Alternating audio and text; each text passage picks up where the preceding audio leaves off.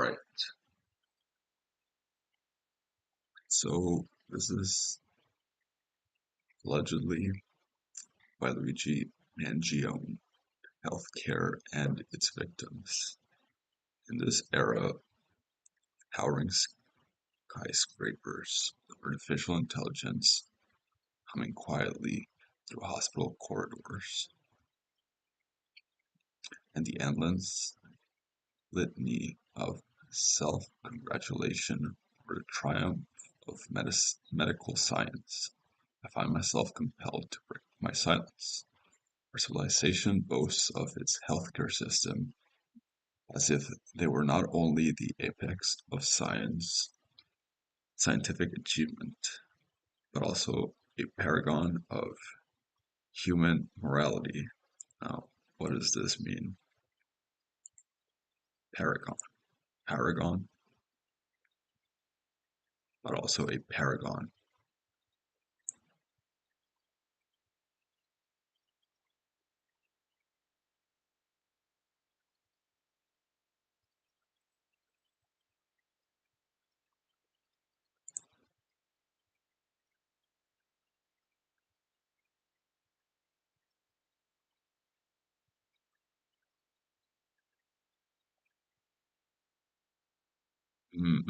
Okay, paragon. Okay.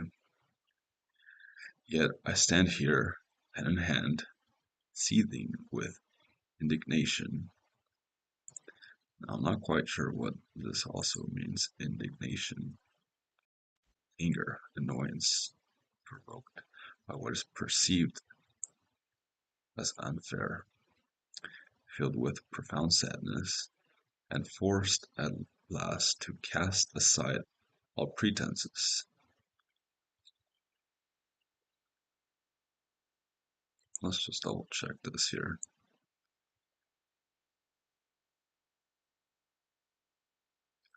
That is not the case, pure true, claim especially a false or ambitious one.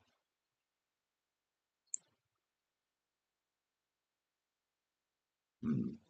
I must speak the truth. Our modern healthcare system, especially in this country, is a cathedral built on sand, beautiful in its architectural conceits, rotten at the foundation, monument to hypocrisy and greed. Do not mistake my words as those of a lunatic or a lone fanatic.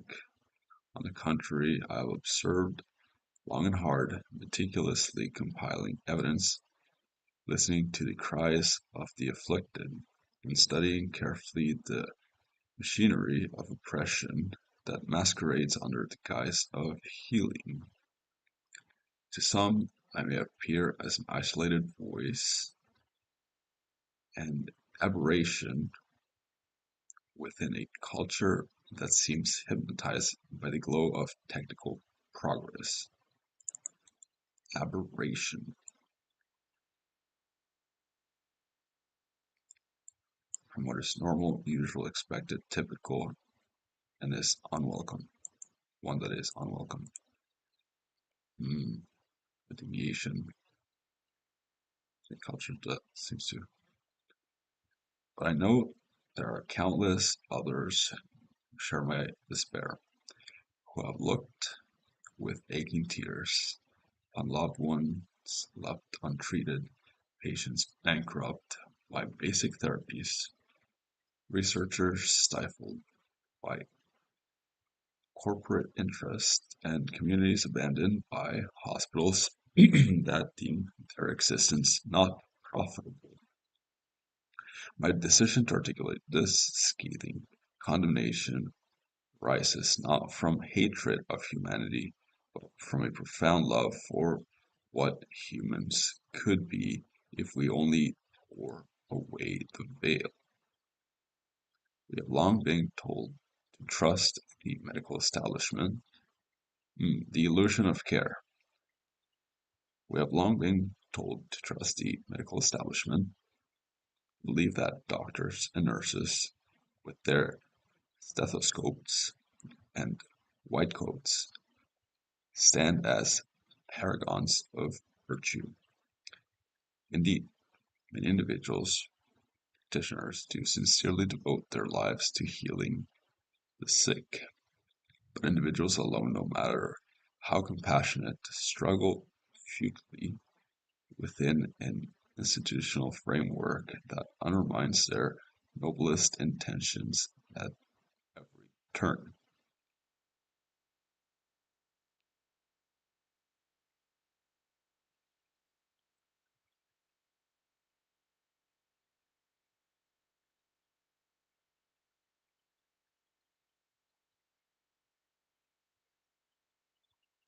Healthcare, as it currently stands, is not designed to keep people healthy.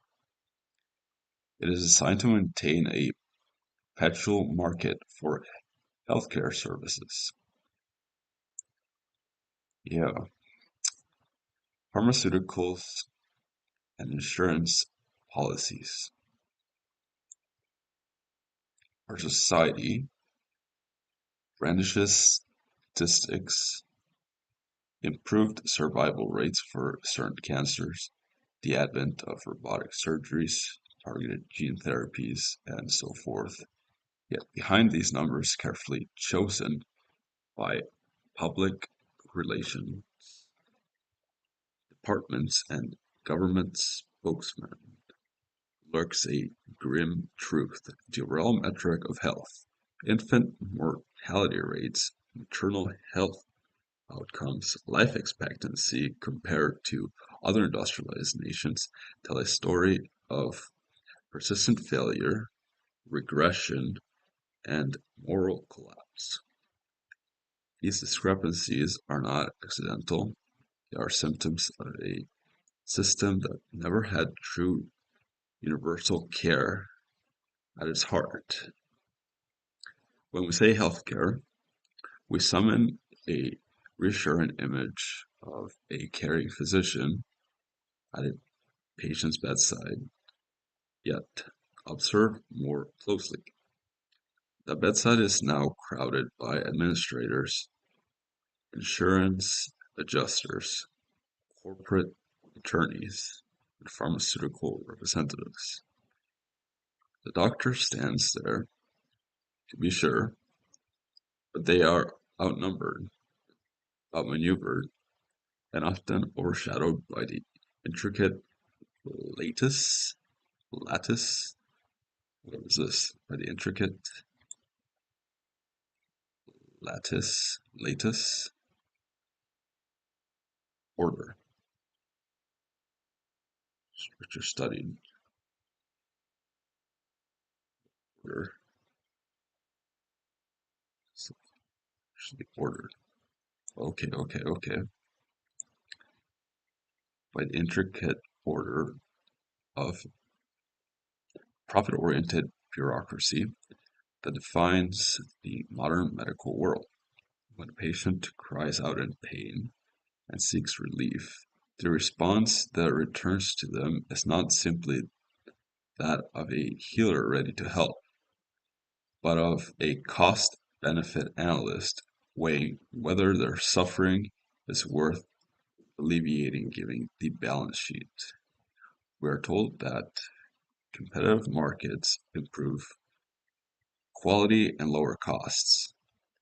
This is the refrain of our times, the economic dogma that has been allowed to infiltrate even our perception of the sanctity of human life. But if competition were truly the engine of improvement,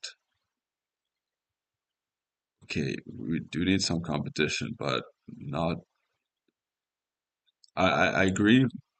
I agree with what he's getting at. I mean, then again, I'm only taking these words without reading the full sentence. So let's keep going. Why do we witness skyrocketing prices for common drugs that have existed for decades? Why do hospitals close in rural areas, leaving entire regions bereft? deprived or lacking something, sad and lonely, especially through someone's death. Hmm. The entire region's bereft of care for hours around, simply because the population density is too low to justify investor interest. Why do insurers, why do insurers find convoluted ways to deny claims, pile up obscure terms and conditions, all to ensure that their profit margins remain robust?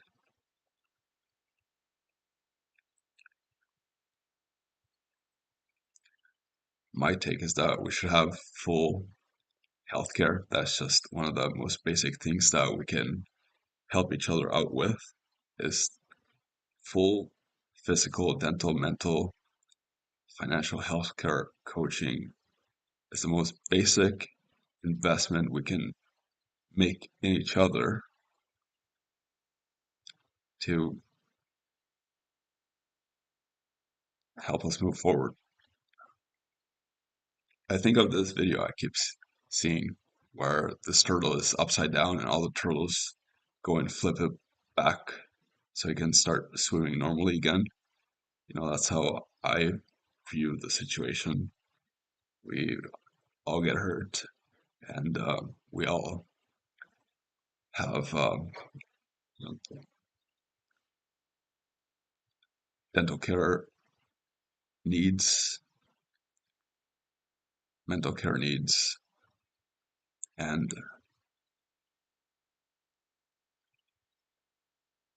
when we make it so that everyone is physically healthy, mentally healthy, then they're more likely to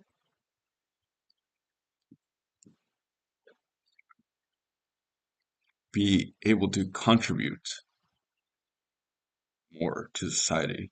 If you think about it, if you got a toothache, for example, or you start losing your teeth and you can't replace them, all of a sudden you're having a hard time eating.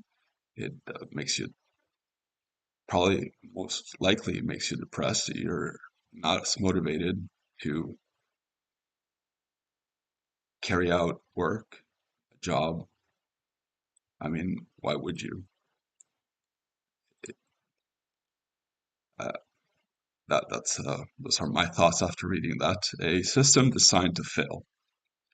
It is a mistake to call our healthcare system broken.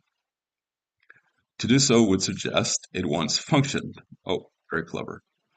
Well, and now, well, and now falters by accident. But this system was never designed to safeguard the health of the many. It was engineered with the aim of financial gain for the few.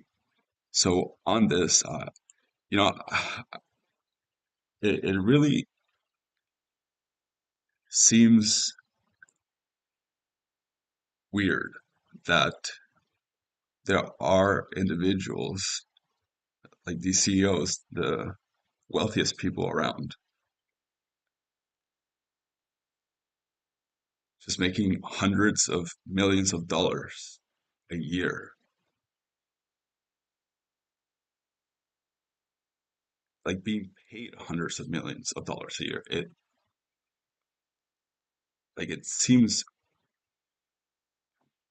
seems odd that that happens. And like I hear, Bernie Sanders talking about this all the time.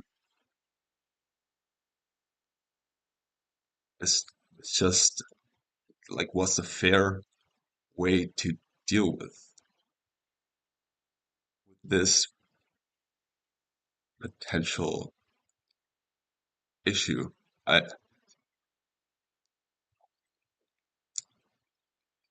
it's just, how do you approach this fairly? It's I can't think of a way. Like it just doesn't seem fair to like force people. Like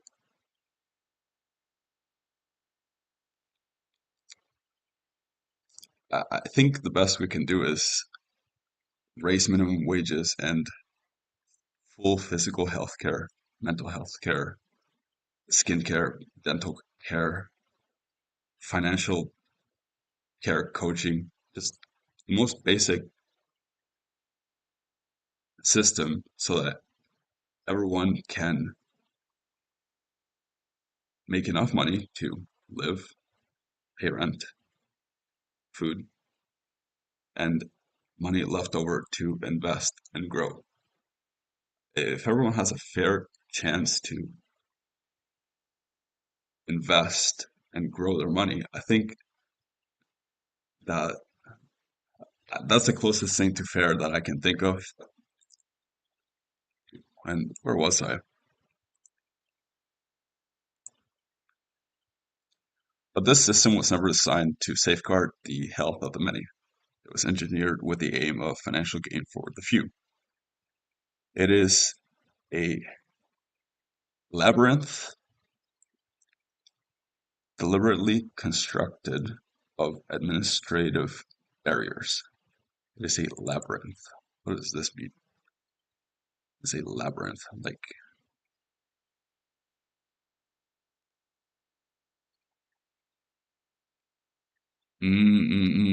okay. Blind alleys. Okay. Deliberately constructed by administrative barriers. Sophisticated billing practices. I don't know what this means either. Obfuscated.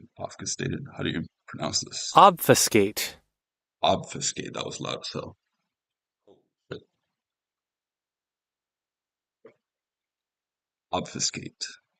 Render obscure, unclear, unintelligible. Okay. Yeah. Like these things need to be simplified. They really, like taxes. You shouldn't have to go to a tax specialist to get your taxes done. It should be simplified. That's what that's what I'm saying. And legal complexities. Yeah, getting lawyers involved in all of this, it's just simplify this down. This is not an unintended consequence. This is the blueprint. Yeah, bureaucracy swallows countless billions that could have built hospitals, funded research into neglected diseases, or delivered treatments to remote regions. Instead, those billions vanish into the machinery of profit, into ever expanding layers of management and red tape. Insurance companies have become medical gatekeepers, wielding outsized power over decisions that rightfully belong to physicians, caregivers, and patients themselves. With every referral, every denied claim, every inflated cost for a pill that costs pennies to manufacture, they tighten the noose around public health. The apparatus is designed to confuse and exhaust patients until they simply give up accepting substandard care or crushing debt. It is a system that counts on resignation, on the quiet despair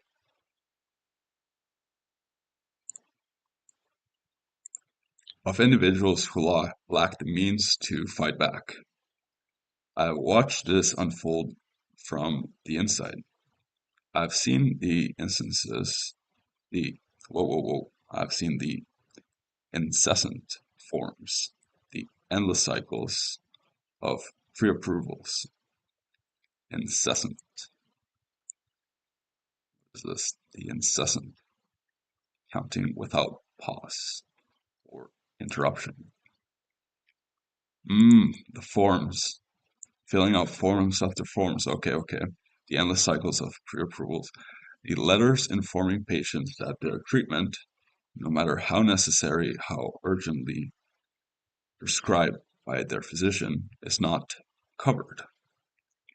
I've witnessed patients be told that their life-saving procedures must wait until an elusive committee of cost analysis determines whether their existence holds sufficient monetary value.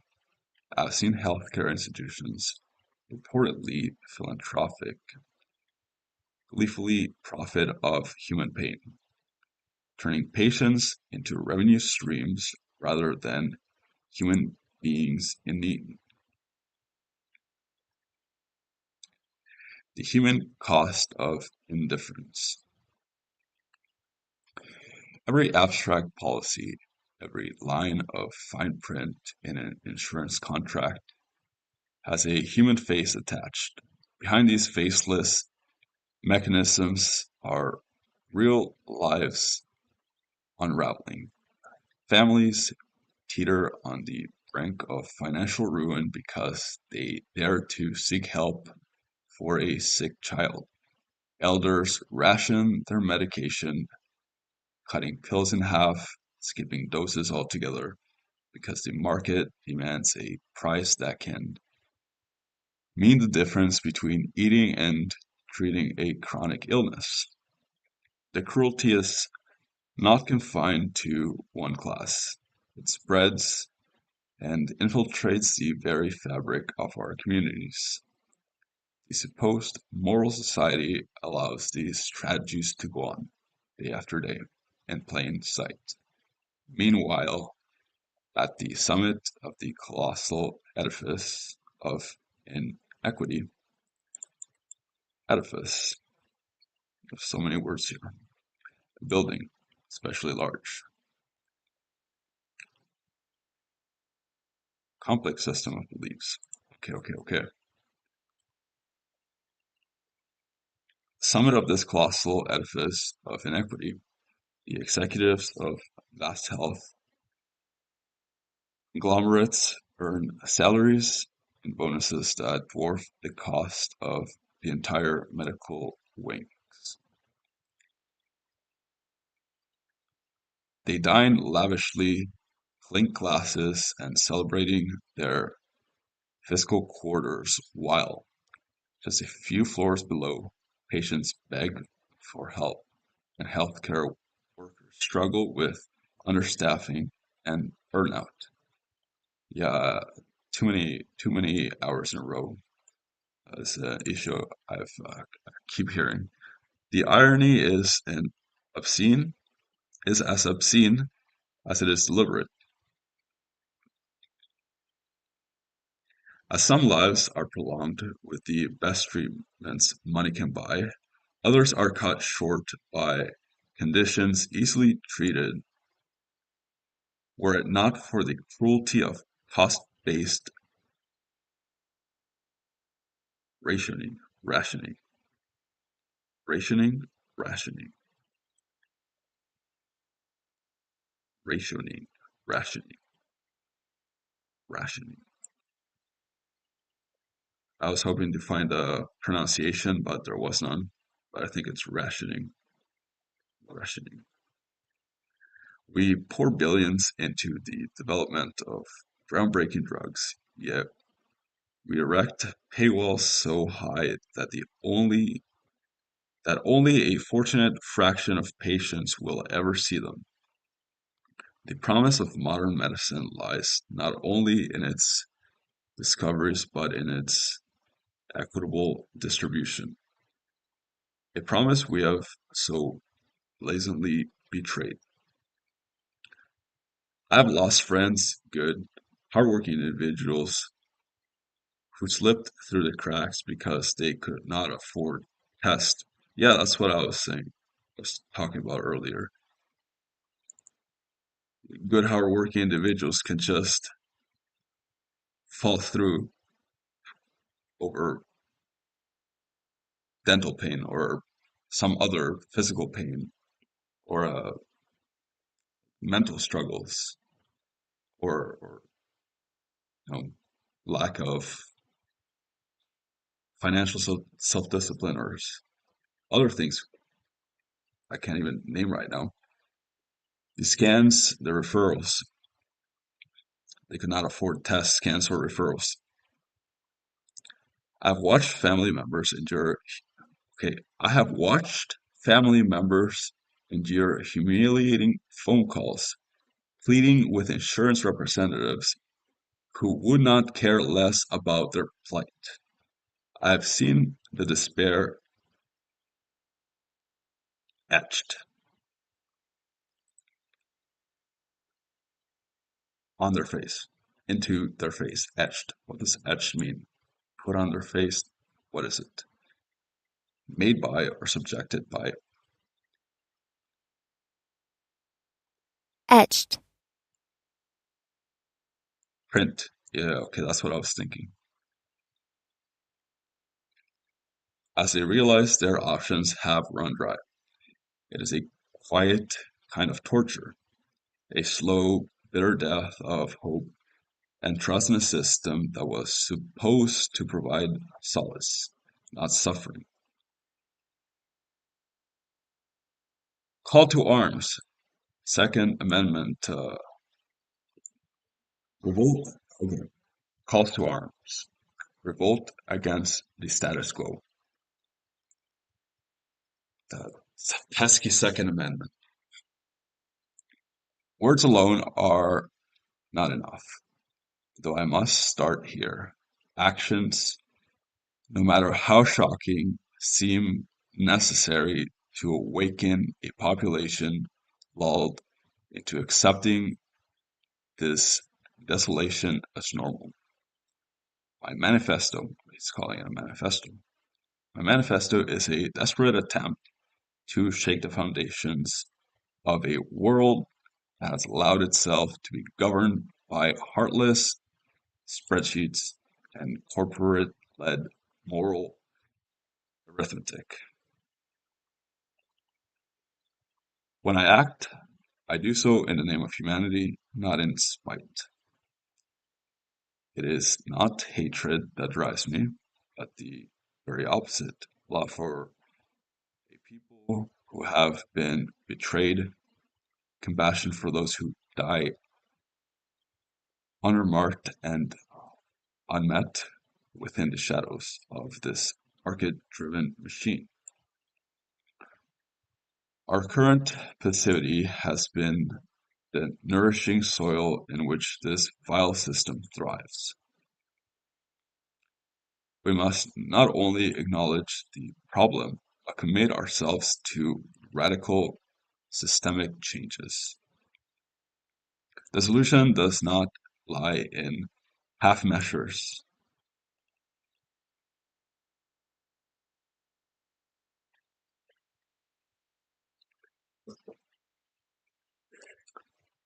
Hmm.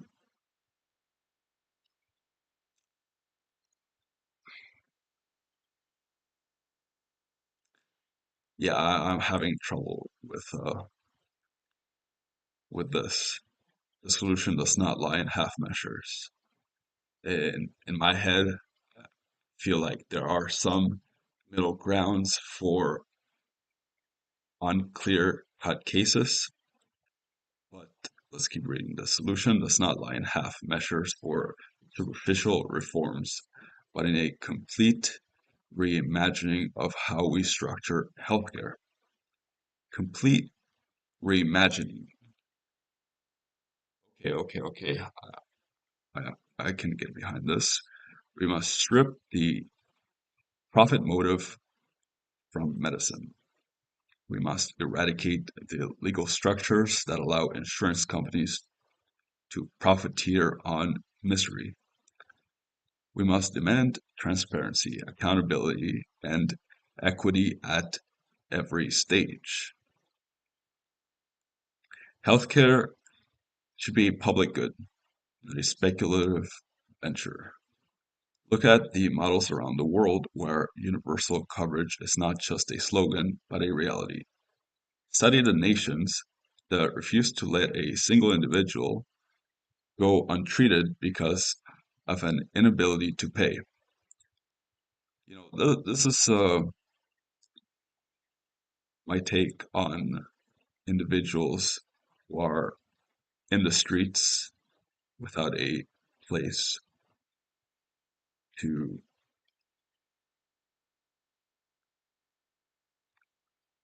sleep in peace and wake up to have the opportunity to become the best version of themselves.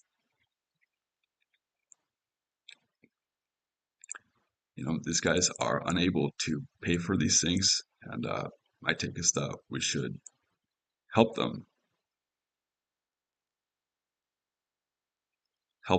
develop self-discipline. Understand that this transformation is not a pipe dream, but an attainable goal, provided we have the courage to wrest power back from those who have proven time and again that they do not deserve our trust. Yeah, we need term limits around everywhere. All elected positions should have term limits. We must demand that our leaders confront the issue head on, tearing down the frameworks that perpetuate healthcare inequality. We must push for policies that prioritize patient outcomes over corporate earnings, that place moral purpose above shareholder dividends. So, as I'm reading this last part, I'm thinking about how we got the situation of individuals making hundreds of millions, and at minimum wage, currently in Canada is under $20. It's disgusting, if you ask me. And then there are the people who are not even working. They they have physical pains. I mean, if you imagine yourself sleeping on the street, you're going to develop some long healthcare issues, some physical health problems. Think about it. You're sleeping right on the cement for weeks, months. You're gonna have some physical struggles. And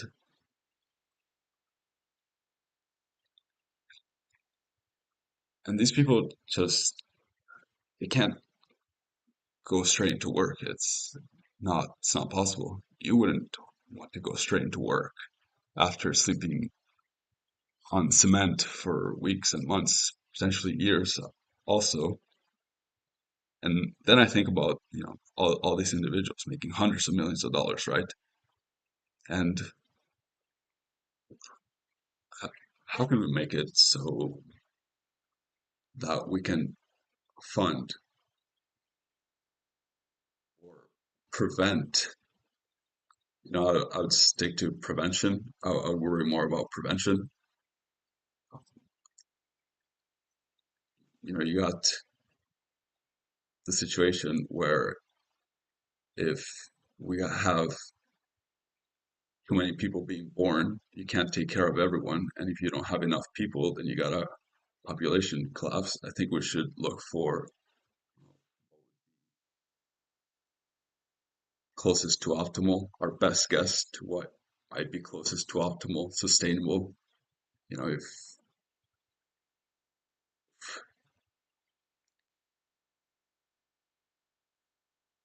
we can't double our population each year, imagine like that's an extreme. If that happens, you can't take care of everyone. And if it goes down, we're collapsing. We should be looking for an optimal growth rate. My legacy and your responsibility. All right, what's my responsibility? If my words and actions serve as a catalyst, if they spark a shift in your perspective, or perhaps even grand movement, then my life will not have been lived in vain. I've chosen this moment to speak my truth because I know that many others feel it too, but remain in silence, fearing repercussions, or simply overwhelmed by the scale of the catastrophe. It's like, who do you even approach other than your elected representatives? And even they might not even bother to say that any reply. You got that situation. It's like, who do you, what do you do? Let my voice echo for them. Let it represent the countless silent sufferers who have not been allowed the dignity of care. I do not ask for your pity, nor do I seek your admiration. I do not want my name etched in stone as a matriarch. Matriarch. Matriarch. What? How do you pronounce this? Martyr. Martyr. Martyr. A person who is killed because of their.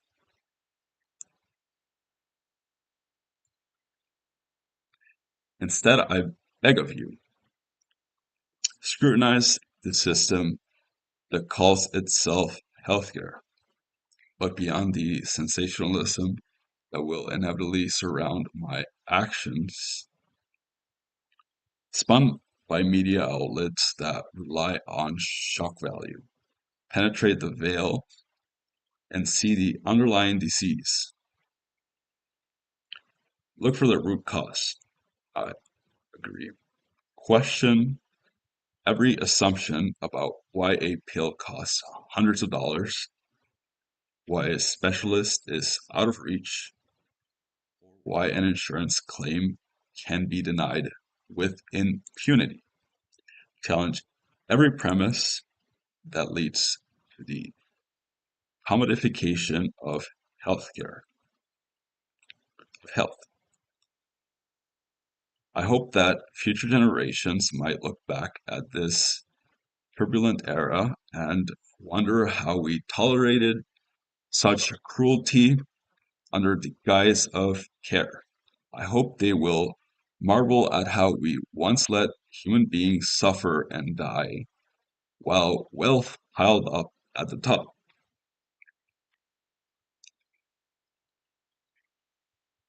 I hope they will praise the efforts of those who dare to resist.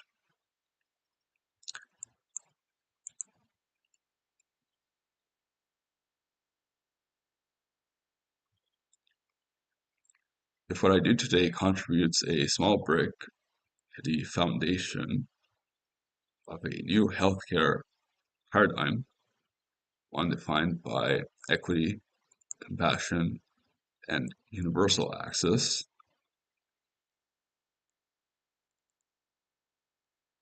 then my role in this story is meaningful. This manifesto is my final statement,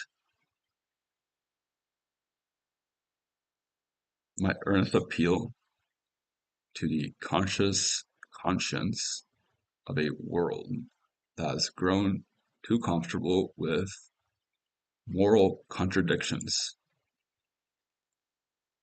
Let the cost of my sacrifice be not in vain. Let it serve to ignite a transformative discussion and, more importantly, real action.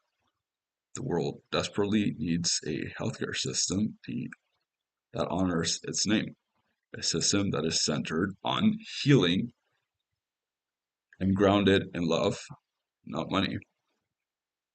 Through this plea, I offer you a choice. Continue to stand by as millions suffer, or join in building a legacy of decency, empathy, and genuine care. In raw desperation, and with a silver of hope. Luigi Mangione.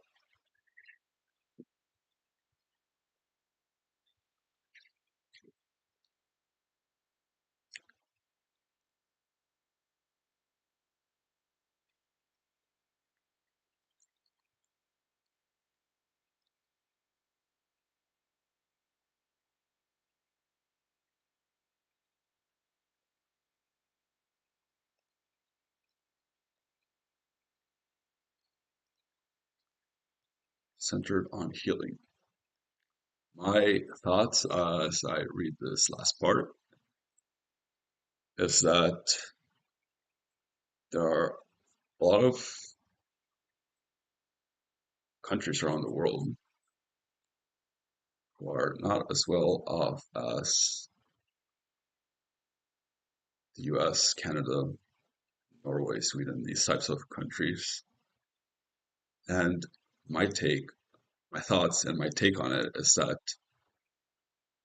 each country should focus on taking care of everyone residing in their own country first until the population is healthy and there are more care providers than needed. And at that point, you can start inviting individuals from other countries to come to your country purely to be taken care of, like physically, dental care, mental care, personal financial, financially coached. And once they have gotten the care that they need, now they are now they are able to contribute to their own country and help the people that they grew up with. That's my take on my thoughts.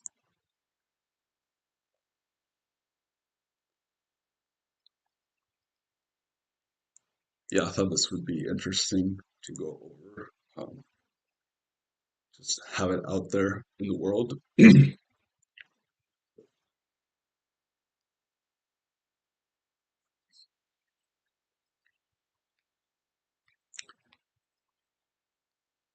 I have no idea what will be happening to this man.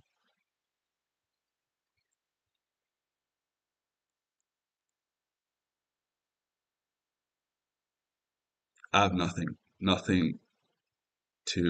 else to say, nothing else I want to look over. I came across this and I wanted to go over it and just have any thoughts and ideas, perspectives that came to my mind out wherever this gets published, uploaded,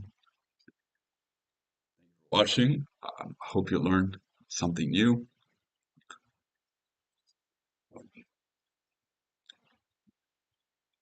Yeah, take care of yourselves. Goodbye.